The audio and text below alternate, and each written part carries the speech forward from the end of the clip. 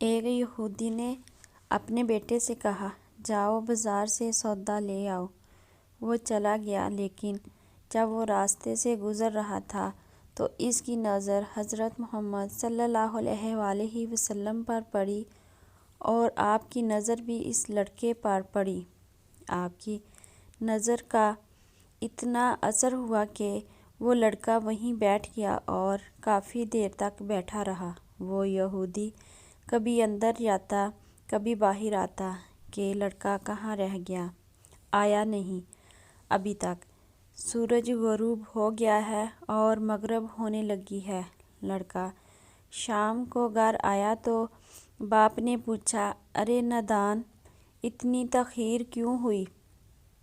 باپ بہت غصے میں تھا کہ بڑا نادان اور پاگل بچہ ہے، میں نے کہا تھا جلدی آنا اور اس نے اتنی دیر لگا دی۔ تمہیں سودا لینے بھیجا تھا اور تم خالی ہاتھ واپس آ گئے ہو، سودا کہاں ہے؟ بیٹا بولا، سودا تو میں خرید چکا ہوں۔ باپ، کیا پاگل آدمی ہو تم؟ میں نے تمہیں سودا لینے بھیجا تھا، سودا تمہارے پاس نہیں ہے اور کہتے ہو خرید چکا ہوں۔ بیٹا بولا، بابا یقین کریں میں سودا خرید آیا ہوں۔ باپ بولا، تو دکھاؤ کہاں ہے؟ بیٹے نے کہا، کاش تیرے پاس وہ آنکھ ہوتی تو تجھے دکھاتا، میرا سودا کیا ہے۔ بابا، میں تمہیں کیا بتاؤں، میں کیا سودا خرید لایا ہوں۔ باپ نے کہا، چل چھوڑ، رہنے دے۔ وہ لڑکا روزانہ نبی رحمت کی خدمت میں بیٹھنے لگا۔ وہ یہودی کا اکلوتا بیٹا تھا، بہت پیارا تھا، اس لیے کچھ نہ کہا۔ کچھ دنوں بعد وہ لڑکا بیمار ہو گیا، کافی دن بیمار رہا، اتنا بیمار ہوا کہ کمزوری کی وجہ سے کروٹ لینا بھی مشکل ہو گیا اور پھر قریب المرگ ہو گیا۔ یہودی بہت پریشان تھا کہ اچانک کیا ہو گیا، اور آیا اور حضور صلی اللہ علیہ وسلم کی خدمت میں حاضر ہوا اور بولا، میں آپ کے پاس آیا ہوں، آپ تو جانتے ہیں کہ میں یہودی ہوں، مجھے آپ سے کوئی اتفاق نہیں، مگر میرا بیٹا آپ کو دل دے بیٹھا ہے اور اس وقت قریب المرگ ہے، آپ کو رات دن یاد کر رہا ہے۔ کیا ممکن ہے آپ اپنے اس دشمن کے گھر آ کر اپنے عاشق کو ایک نظر دیکھنا پسند کریں گے؟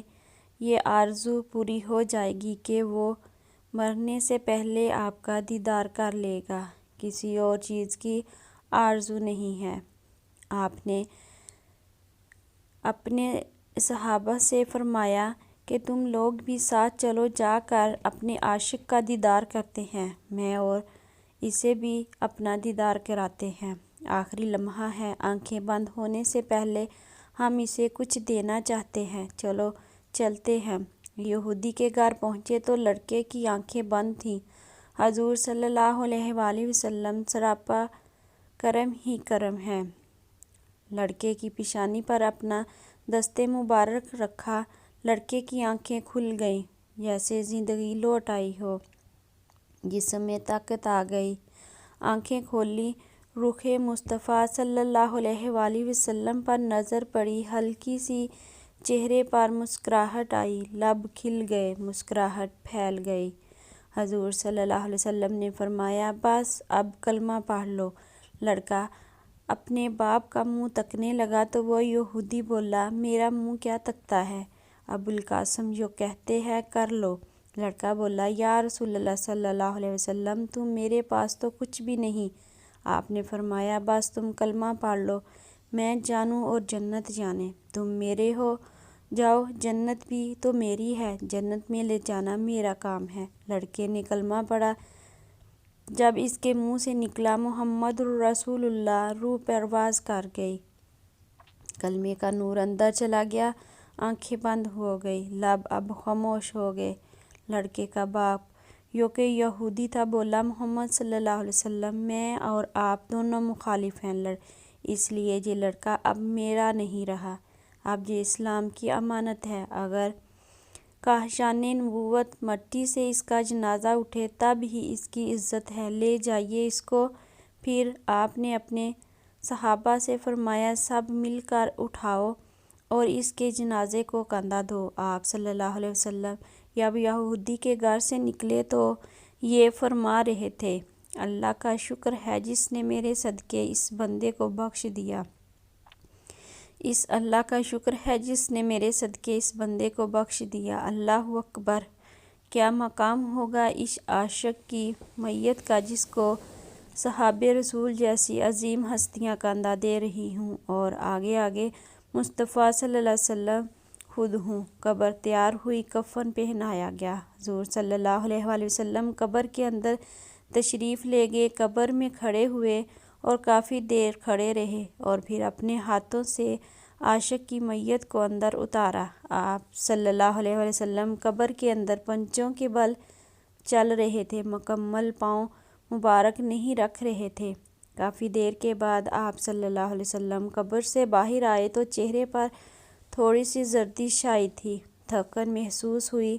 صحابہ پوچھتے ہیں یا رسول اللہ یہ کیا ماجرا ہے؟ پہلے تو یہ بتائیے آپ علیہ السلام نے قبر میں پاؤں مبارک مکمل کیوں نہیں رکھا، آپ پنجوں کے بل کیوں چلتے رہے؟ تو کریم آقا نے فرمایا قبر کے اندر بے پناہ فرشتے آئے ہوئے تھے، اس لیے مجھے جہاں جہاں جگہ ملتی تھی میں پنجہ ہی رکھتا تھا، پاؤں رکھنے کی جگہ نہیں تھی، میں نہیں چاہتا تھا کسی فرشتے کے پاؤں پر میرا پاؤں آ جائے۔